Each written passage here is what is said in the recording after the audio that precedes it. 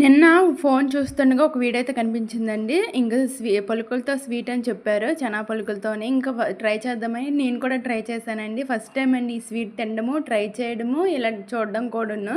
మీకు కూడా చూపించేస్తాను చూడండి ఎలా చేశాను ఏంటనేసి. ఒక కప్పుడు చనా పలుకులు అయితే తీసుకున్నాను. అవి గంట పాటు నానబెట్టానండి. ఒక గంట పోయాక బాగా వాష్ చేసుకొని మిక్సీలో అయితే వేసుకొని కొద్దిగా వాటర్ అయితే వేసుకొని మెత్తగా పేస్ట్లా పట్టేసుకున్నానండి. మిక్సీ పట్టేసాక చనా పలుకులు కొలుచుకున్నాం కదా, అదే కప్పుతోనైతే బెల్లం అయితే తీసుకున్నానండి. అందులో ఏం లేదు. ఇంక డైరెక్ట్‌గా స్టవ్ ఆన్ చేసుకొని కలపెట్టుకొని అందులో అయితే వేసేసాను. నేను వేసాక కొద్దిగా వాటర్ అయితే వేసాను. బాగా కరిగినాక ఇలా మరుగుతుందన్నప్పుడు ఇంకా మిక్సీ పట్టుకున్నాం కదా, ఆ మిశ్రమాన్ని అయితే ఇందులో వేసేసానండి. బాగా కలుపుకున్నాను. కొద్దిగా దగ్గరైనంత వరకు అందులో అయితే నెయ్యి అయితే వేసానండి. బాగా కలుపుతూ ఉండాలండి, లేకపోతే అడుగంటొస్తుంది. కొంచెం దగ్గర పడాక కొద్దిగా సాల్ట్ అయితే వేసాను. అలాగే ఇలాచీ పౌడర్ అయితే వేసానండి. బాగా కలుపుకున్నాక కొద్దిగా మళ్ళీ నెయ్యి అయితే వేసాను. ఇంకా చూడండి ఈ విధంగా అయితే వచ్చిందండి. దగ్గరగా అయిపోయింది. ఇంకా నాకైతే ఉండలా కట్టలేదు. కాకపోతే ఇంకా హల్వాలాగా అయ్యిందండి. టేస్ట్ అయితే వేరే డిఫరెంట్ వచ్చిందండి. హల్వా టేస్ట్ రాలేదు. అలాగని స్వీట్గా బాగుందండి. చాలా బాగా అయితే వచ్చింది. మీరు ఎప్పుడైనా ట్రై చేయాలనుకుంటే ఇలా ట్రై చేయండి. పిల్లలకు కూడా చనా పలుకులు బెల్లం అంటే మంచిది కదండి, పెడితే మనం తిన్నా మంచిది. ఇంక నేనైతే ఈ విధంగా అయితే చేశాను. మీరు చేయాలనుకుంటే ఇలా చేయండి.